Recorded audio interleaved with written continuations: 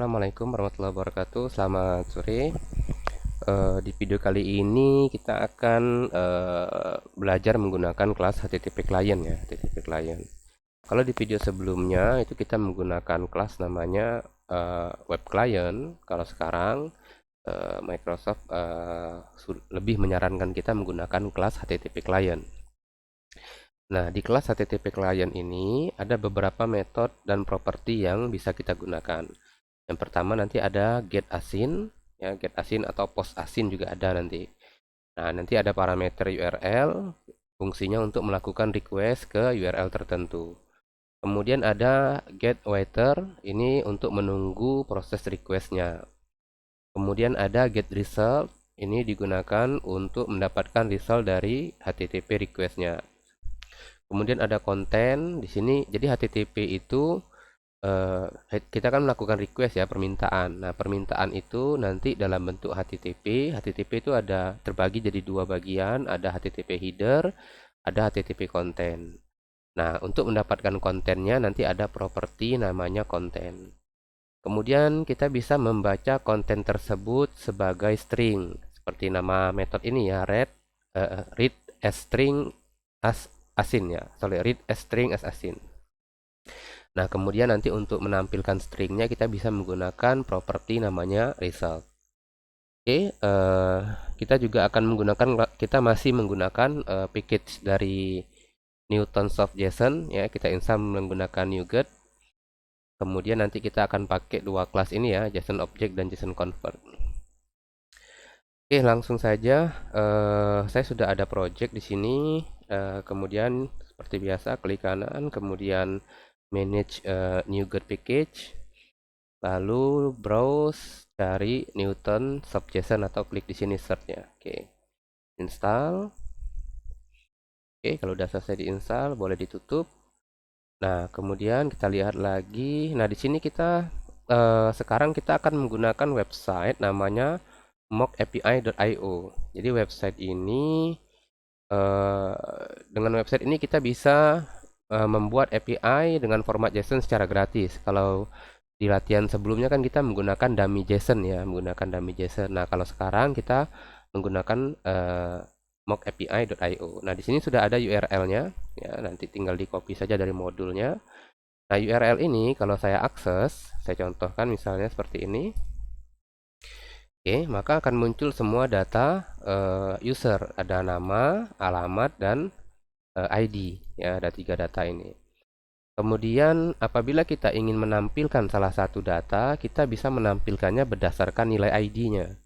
Jadi kita tambahkan saja nanti di URL kita misalnya 2, maka akan muncul data Alfreda.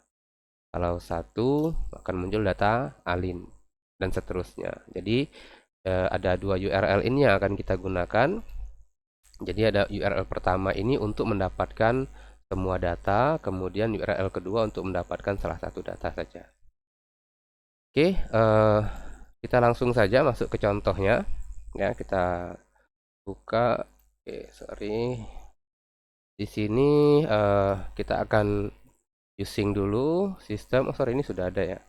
Ini ya, silakan using system.net.http, kemudian using newtonsoft.json. Oke, kemudian using newtonsoft json titik linky ya. Oke, tiga ini ya, silakan ditambahkan tiga ini. Using .net.http ini untuk menggunakan HTTP client. Nah, ini untuk menggunakan kelas JSON yang ada di Newtonsoft. Oke, langsung saja yang pertama kita definisikan dulu URL ya, sama dengan new URI dalam bentuk string. Oke, URI-nya saya copy saja dari modul tadi. Ini ya. Oke, kita pastekan di sini. Saya geser sedikit. Oke, seperti ini. Nah, kemudian berikutnya kita gunakan statement using var client sama dengan new HTTP client. Oke, seperti ini. Lalu kita udah buat objek ya. Sekarang kita udah buat objek. Nama objeknya adalah client dari kelas HTTP client. Nah, kemudian berikutnya kita akan buat variabel request ya. Request sama dengan bukan request. Oh iya, sorry. Var request sama dengan client, karena kan kita kan mau get ya, mau ngambil data. Nah, get asin, kemudian kita masukkan URL-nya. Kemudian kita panggil di sini method waiter ya. Oke, method waiter ini supaya pada saat kode ini dijalankan, dia nunggu dulu sampai data itu dapat. Karena kan ngambil data dari internet itu kan ada delay-nya ya, kadang-kadang lemot jaringannya. Nah, itu kode waiter ini supaya dia nunggu prosesnya dulu. Kemudian kita panggil method get result. Oke, seperti ini. Nah, kemudian kita buat variabel string seperti biasa, response string sama dengan request. Nah, ini tadi ya, hasil dari request itu kita ambil kontennya. Oke, kemudian eh, kita baca kontennya sebagai string, read as string asin, kemudian titik result. Oke, seperti ini. Baru terakhir kita tampilkan respon stringnya. Oke, kita coba dulu. Sudah selesai, ini kodenya saya jalankan. Oh, sorry. Kita lupa konsol, selalu saja lupa read line, read key, sorry. Oke, kita jalankan, harusnya muncul nih datanya, ID 1. Kalau saya ganti ID-nya, oke, seperti ini, maka muncul data yang ID-nya 2. Oke. Nah, seperti yang saya katakan di modul sebelumnya, oke, data dalam bentuk string itu tidak bisa kita olah. Artinya kita tidak bisa mengambil value tertentu. Misalnya kita mau ngambil namanya saja, ini kan tidak bisa. Karena datanya masih dalam bentuk string. Ya, datanya harus kita ubah dulu dalam bentuk JSON atau dalam bentuk model atau objek. Ya, saya contohkan nih. Yang pertama, datanya akan kita ubah menjadi JSON menggunakan kelas GObject titik parse respon string seperti ini. Oke, sehingga untuk mengaksesnya kita cukup menggunakan kita cukup manggil key-nya saja. Ini tadi nih. Data itu kan punya key ya. Ini key, ini key, ini value ya. Nah, kita cukup panggil key-nya maka kita akan dapatkan value-nya. Oke, saya jalankan. Maka muncul namanya saja. Nah, ini baru bisa diolah datanya. Nah, cara seperti ini ya akan sangat menyulitkan sekali apabila kita mengelola banyak URL atau API ya. Jadi misalnya ini kan URL-nya baru satu nih, misalnya baru user. Bisa saja nanti ada produk lagi, kemudian ada pelanggan dan sebagainya lah. Pokoknya ada banyak sekali datanya. Nah, ini kita mengingat ini satu-satu kan ribet ya. Nah, makanya para programmer biasanya membuat respon ini menjadi sebuah tipe data baru atau disebut dengan istilah model ya. Contohnya di sini saya akan buat satu kelas. Oke, kita buat kelas baru namanya user. Namanya user. User ini nanti akan punya properti. Nah, propertinya sesuai dengan ini tadi nih. Ada ID, tipe datanya string, alamat, nama, semua tipe datanya adalah string. Oke, berarti string ID, string ID, kemudian string nama, string alamat. Ini tidak masih berurutan ya, bebas ini. Oke, jadi ini saya buat tipe data namanya user. User ini memiliki properti ID, nama, dan alamat. Seperti ini. Nah, kemudian, oke, selanjutnya, ini tidak seperti ini lagi kita tampilkan. Nah, kita tidak melakukan parse object lagi, tapi kita akan gunakan object user sama dengan, nah, kita convert nih, JSON convert titik deserialize ya, deserialize object, kemudian berasal dari kelas user datanya yang di-convert adalah response string seperti ini. Oke. Jadi kalau kita baca kodenya adalah convert ya. Convert apa sih yang di-convert? Yang di-convert adalah response string. Jadi datanya kan string ya. Di-convert jadi apa? Jadi objek. Jadi objek ini dari kelas mana? Dari kelas user. Hasil convertnya nanti akan disimpan di variabel user ini. Nah, kalau sudah seperti ini, sudah tinggal kita tampilin nih. Misalnya saya tampilkan ID seperti ini. User titik. Nah, ini kan lebih mudah nih nampilinnya. Jadi kita tidak pakai buka ini lagi, buka siku array lagi, tapi cukup user titik nama misalnya. Sudah didefinisikan semuanya di kelas user. Jadi dengan cara seperti ini kemungkinan errornya kecil ya. Kenapa? Karena kalau kita ngaksesnya pakai cara yang kayak gini tadi bisa saja salah ketik ya, atau typo atau apalah nanti seperti itu. Jadi programmer biasanya di-convert dulu menjadi objek, baru kemudian ditampilkan. Saya contohkan lagi. Ini nama, kemudian ini alamat. Ini alamat. Oke, kita simpan, kita coba jalankan. Oke, harusnya muncul nih ID Alfreda, nih nama dan alamatnya. Oke, udah selesai. Oke, ini saya hapus saja. Oke, jadi udah selesai nih. Kita sudah berhasil mengambil data dari websitenya mockapi.io ya. Endpointnya adalah user, ID-nya adalah 2 menggunakan kelas HTTP client. Oke. Kemudian kalau kita lihat kode kita, oh ini ada if ya. Kalau di modul ini kan ada if. If ini fungsinya untuk ngecek berhasil atau tidak requestnya. Boleh saja digunakan ya. Kalau di latihan saya ini kan saya tidak ada if. Kalau kita mau pakai if tuh boleh sebelum kita mendapatkan respon. Nah, kita cek dulu nih if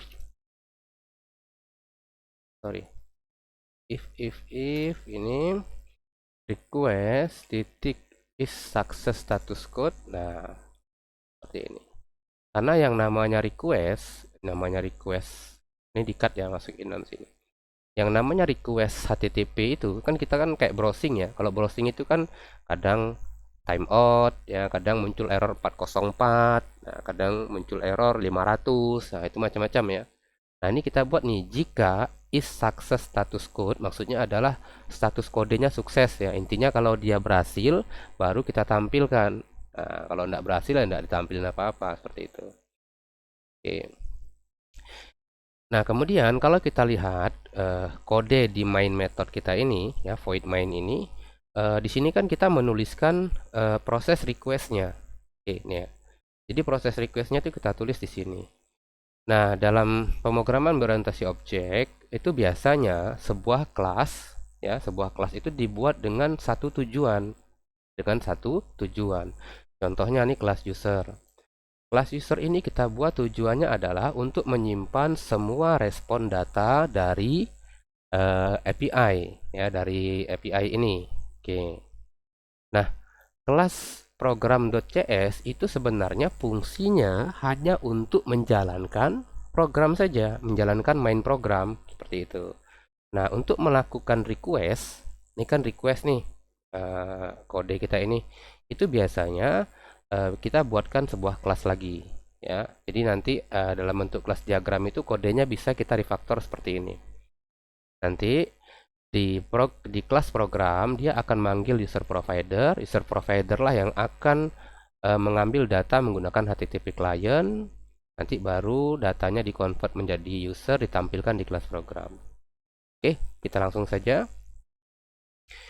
Jadi kita buat kelas baru. Oke, nama kelasnya adalah user provider. Seperti ini. Oke. Nah, di sini saya akan buat sebuah metode public static. Namanya ya, kalau sebelumnya kan kita kan public langsung saja ya, public void atau public int.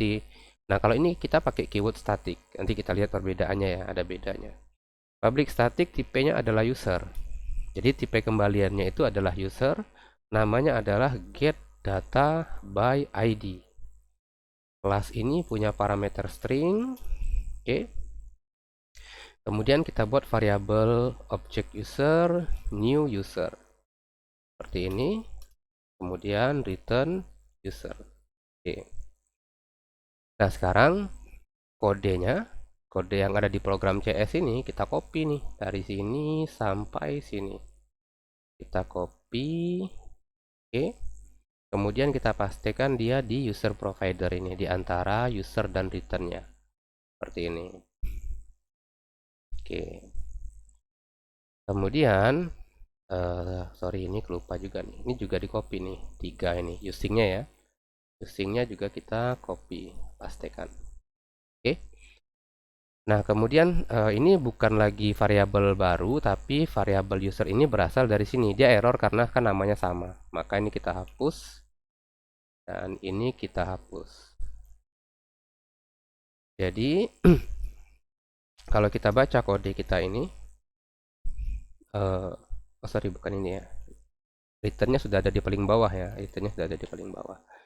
Nah, jadi nanti tujuan kita membuat kelas user provider, tujuannya adalah agar kelas ini melakukan request data. Di sini adalah datanya bisa kita dapatkan berdasarkan ID.